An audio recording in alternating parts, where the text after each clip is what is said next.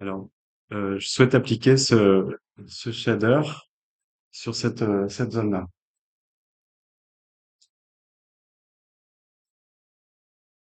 Alors, pour éviter que, vous voyez, les shaders redescendent comme ça, pour le fixer, on clique sur le petit grip ici pour le maintenir.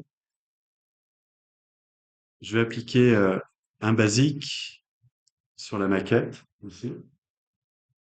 Donc théoriquement, si vous avez le même matériau euh, dans d'autres parties du modèle, il applique le même matériau partout. Ça, c'est à savoir. Ensuite, alors je vais aller dans alors on appelle ça un inspecteur en fait, c'est l'onglet shader, et je vais éditer mon shader basique pour en faire une nouvelle texture, un nouveau shader.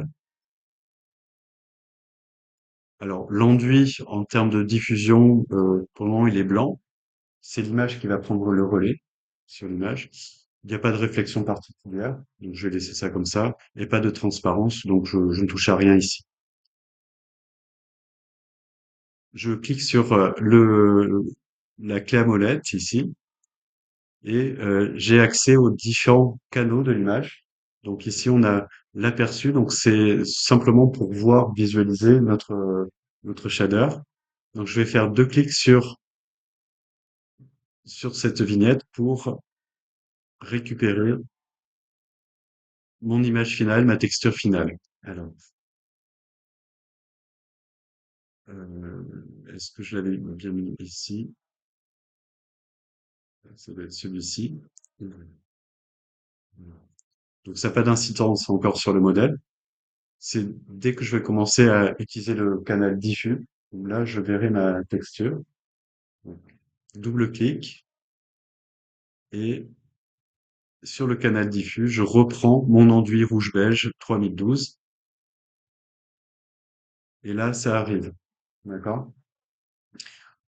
Pour le moment, il n'y a pas beaucoup de relief. On voit juste l'image. Si on veut renforcer le fait que la lumière joue sur les aspérités du mur, on va utiliser le canal relief qui est là. On appelle ça aussi bump, mais c'est nommé relief. Et alors, le principe, c'est quand vous avez une image en noir et blanc, ce qui est le cas au début, ce qu'on avait au début, les blancs vont être compris comme des éléments en bosse et les noirs vont être compris comme des éléments en creux. Donc, ce qui va faire jouer la lumière sur votre matériau. Donc là, je récupère l'image euh, qui était initialement blanc, hein, en noir et blanc, ici. Alors là, il faudra vraiment attendre le rendu final pour vraiment se rendre compte de cet effet. Souvent, ça apparaît quand la lumière est un peu rasante sur le mur.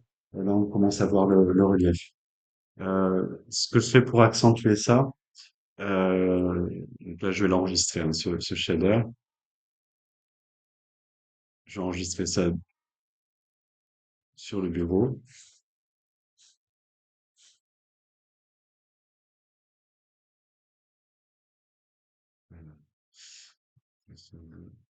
Voilà.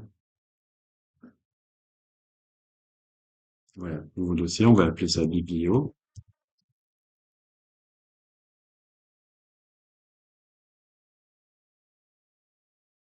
Et nouveau dossier shader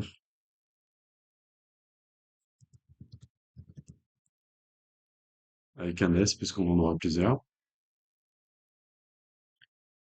Et le nom c'est enduit 3012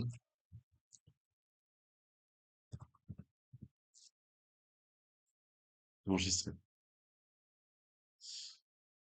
Alors si vous voulez améliorer un petit peu le rendu, si vous rajoutez un petit peu de brillance sur votre enduit, ça va jouer sur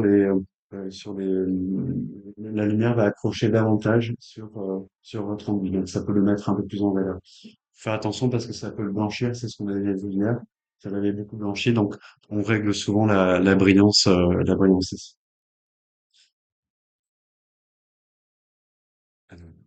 Alors là, le choix était quand même bon. J'ai eu de la chance, hein, mais le choix de la texture était pertinent, dans la mesure où on voit bien qu'il n'y a pas de couture. On a quelque chose de bien propre.